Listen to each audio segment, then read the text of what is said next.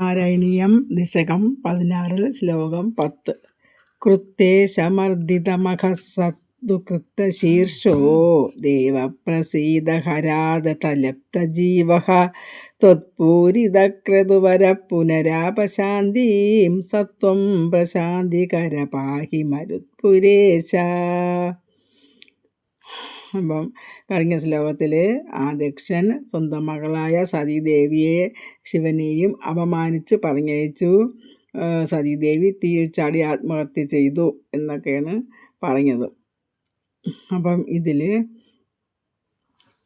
അതിൽ കൃത്തേശ മർദ്ദിത മഖഃ, അതിൽ ദേഷ്യം വന്ന ആ ശിവഭഗവാൻ മർദ്ദിത മഖഃ സതു കൃത്തശീർഷോഹ, ആ ദക്ഷൻ കൃത്തശീർഷോ, ആ ദക്ഷൻ തല മുറിച്ച് മാറ്റപ്പെട്ടവനായി. ഭഗവാന്റെ ദേഷ്യം കൊണ്ട് തല മുറിച്ച് മാറ്റി. ദേവപ്രസാദിത ഹര, ആ ദേവന്മാരാൽ പ്രസാദിപ്പിക്കപ്പെട്ട ആ ഹരൻ, ആ ശിവൻ ലപ്തജീവഹ, ജീവൻ തിരിച്ച്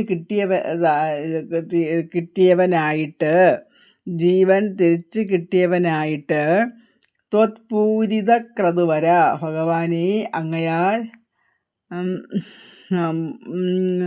ആ ജീവൻ തിരിച്ചു കിട്ടി എന്നാണ്. അങ്ങയാൽ പുനരാപശാന്തിയും, ദക്ഷൻ്റെ സ്വഭാവം, അപ്പോൾ ജീവൻ തിരിച്ചു കിട്ടിയപ്പോൾ ആ പുനരാപശാന്തിയും, ദക്ഷൻ്റെ സ്വഭാവമൊക്കെ മാറി നല്ല ശാന്തി കിട്ടി. യാഗങ്ങളും യജ്ഞങ്ങളുമൊക്കെ ചെയ്ത് സ്വഭാവം മാറി ശാന്തി കിട്ടി.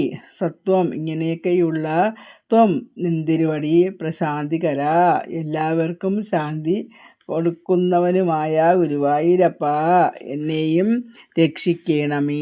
ത്വം പ്രശാന്തികര പാഹി മരുത്പുരേശ, ഗുരുവായൂരപ്പ എന്നെയും രക്ഷിക്കണമേ എന്നാണ് ഈ ശ്ലോകത്തിൽ മേൽപ്പത്തൂർ പറയുന്നത്.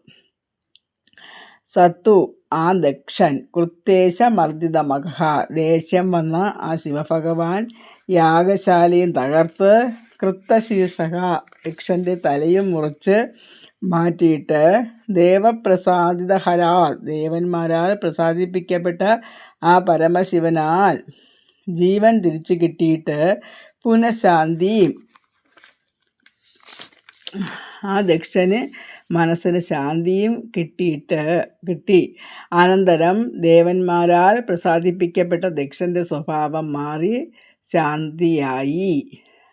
ഇങ്ങനെയൊക്കെയുള്ള പ്രശാന്തികര, എല്ലാവർക്കും ശാന്തി നൽകുന്ന ഗുരുവായൂരപ്പ എന്നെയും രക്ഷിക്കണമേ എന്നാണ് ഈ ശ്ലോകത്തിൽ മേൽപ്പത്തൂർ പറയുന്നത്. ശ്ലോകം ഒന്നുകൂടെ വായിക്കാം. കൃത്തേശമർദ്ദിതമഖസതു കൃത്തശീർഷോ ദേവപ്രസാദിതഹരാദതലപ്തജീവഃ ത്വത്പൂരിതക്രതുവരഃ പുനരാപശാന്തിം സത്വം പ്രശാന്തികര പാഹി മരുത്പുരേശ. സർവത്ര ഗോവിന്ദനാമസങ്കീർത്തനം. ഗോവിന്ദ ഗോവിന്ദ.